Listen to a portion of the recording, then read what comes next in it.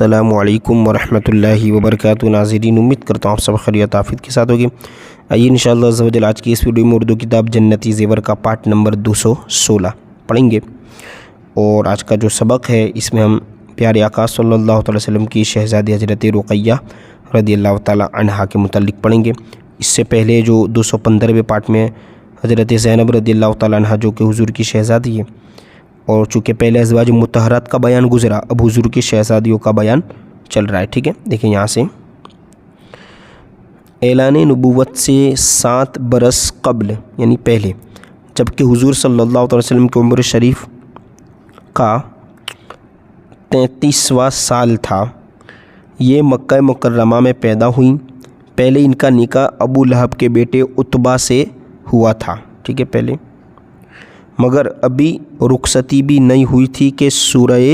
تبت یدا یعنی سورہ لہب، ٹھیک ہے، نازل ہوئی۔ اس قصے میں ابو لہب کے بیٹے عتبہ نے حضرت رقیہ رضی اللہ تعالیٰ عنہ کو طلاق دے دی۔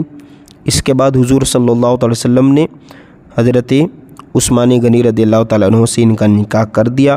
اور ان دونوں میاں بیوی نے حبشہ کی طرف پھر مدینے کی طرف ہجرت کی، یعنی پہلے حبشہ کی طرف پھر مدینے کی طرف، اور دونوں صاحب الہجرتین یعنی 2 ہجرتوں والے کے معزز لقب سے سرفراز ہوئے، یعنی انہوں نے 2 ہجرت کی، ٹھیک ہے۔ دیکھیں آگے، جنگ بدر کے دنوں میں حضرت رقیہ زیادہ بیمار تھی، چنانچہ حضور علیہ الصلاۃ والسلام نے حضرت عثمان رضی اللہ تعالیٰ عنہ کو ان کی تیمارداری کے لیے مدینے میں رہنے کا حکم دے دیا اور جنگ بدر میں جانے سے روک دیا۔ حضرت زید بن حارثہ رضی اللہ تعالیٰ عنہ ہے نا، حارثہ رضی اللہ تعالیٰ عنہ جس دن جنگ بدر میں فتح مبین کی خوشخبری لے کر مدینہ پہنچے، اسی دن بی بی رقیہ رضی اللہ تعالیٰ عنہ نے 20 برس کی عمر پا کر،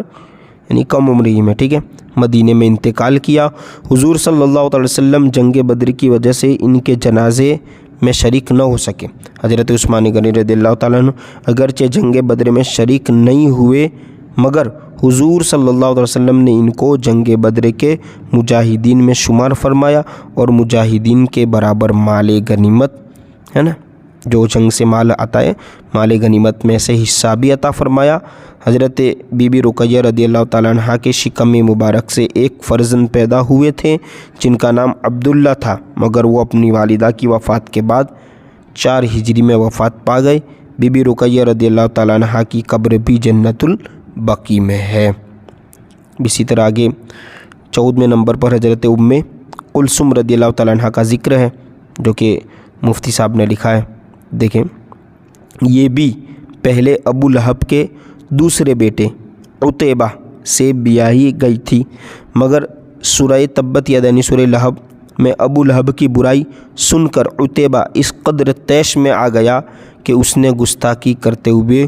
حضور صلی اللہ تعالیٰ علیہ وآلہ وسلم پر جپٹ کر آپ صلی اللہ تعالی وسلم کے پیراہن شریف کو پھاڑ ڈالا، اور حضرت ام کلثوم رضی اللہ تعالیٰ عنہ کو طلاق دے دی۔ حضور رحمت عالم صلی اللہ تعالی وسلم کے قلب نازک پر اس گستاخی اور بے ادبی سے انتہائی صدمہ گزرا، اور جوش غم سے آپ صلی اللہ تعالی وسلم کی زبان مبارک سے بے اختیار یہ الفاظ نکل گئے کہ یا اللہ عز و جل اپنے کتوں میں سے کسی کتے کو اس پر مسلط فرما دے، یعنی اس کے پیچھے ڈال دے، اس کے اوپر۔ اس دعائے نبوی کا یہ اثر ہوا کہ ملک شام کے راستے میں یہ قافلہ بیچ میں سویا تھا، اور ابو لہب قافلہ والوں کے ساتھ پہرا دے رہا تھا، مگر اچانک ایک شیر آیا اور عتیبہ کے سر کو چبا گیا اور وہ مر گیا۔ حضرت بی بی رقیہ رضی اللہ تعالیٰ عنہ کی وفات کے بعد حضور صلی اللہ تعالی وسلم نے 3 ہجری میں حضرت ام کلثوم رضی اللہ تعالیٰ عنہ کا نکاح حضرت عثمان غنی رضی اللہ تعالیٰ عنہ کے ساتھ کر دیا، مگر ان کے شکم مبارک سے کوئی اولاد نہیں ہوئی۔ 9 ہجری میں حضرت ام کلثوم رضی اللہ تعالیٰ عنہ کی وفات ہوئی۔ حضور صلی اللہ تعالیٰ علیہ وآلہ وسلم نے ان کی نماز جنازہ پڑھائی، اور مدینہ منورہ کے قبرستان جنت البقیع میں ان کو دفن فرمایا، ان کو دفن فرمایا، ٹھیک ہے۔ انشاءاللہ پارٹ نمبر 217 में आगे यहाँ से कंटिन्यू।